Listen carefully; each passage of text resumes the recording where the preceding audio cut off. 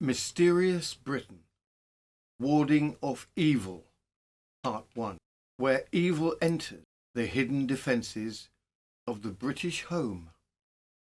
In every age, the British landscape has held its secrets, but none are more quietly haunting than the protections hidden inside its walls.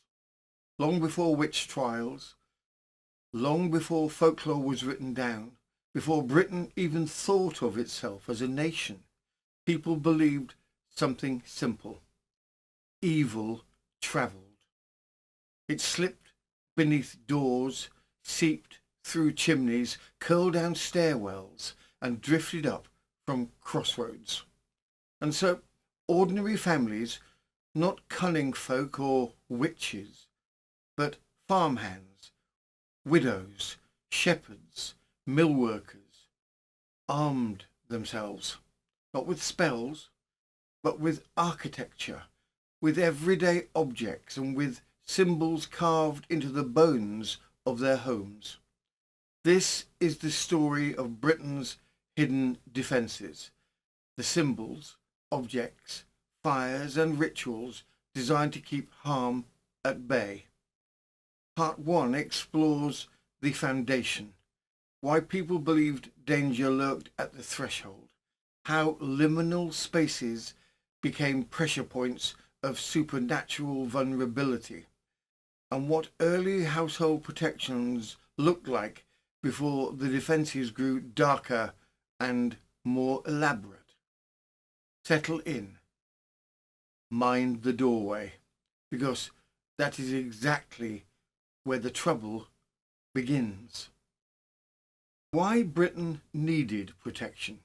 To understand the hidden defences tucked behind Britain's walls and floorboards, we must first step into a world where danger felt ever-present and largely uncontrollable.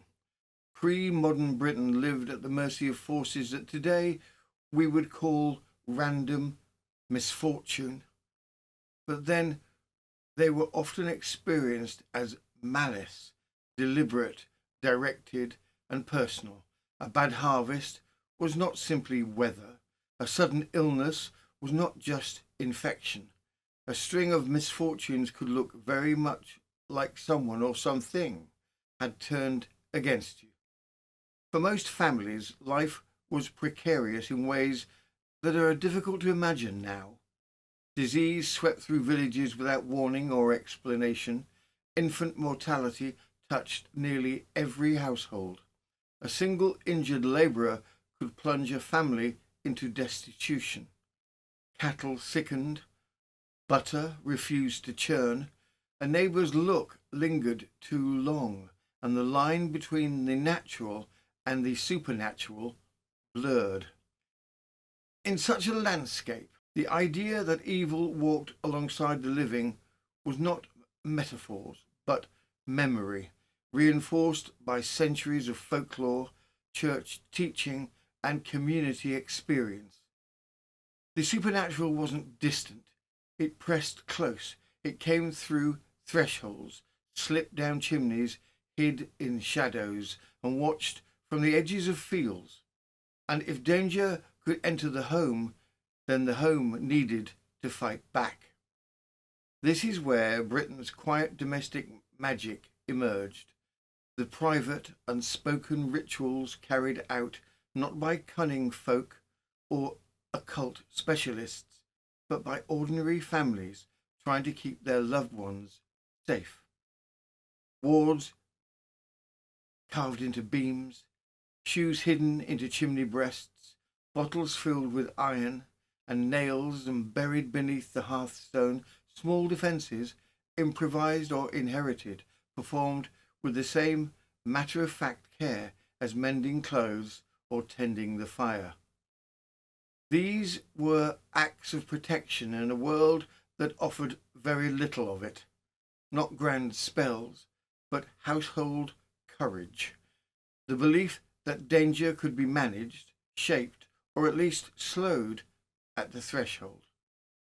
And though many of these objects have remained hidden for centuries, waiting behind plaster and floorboards, the fear that created them was once utterly real. This was the Britain that built its own invisible armour, one charm at a time. The household as a battleground, liminal spaces.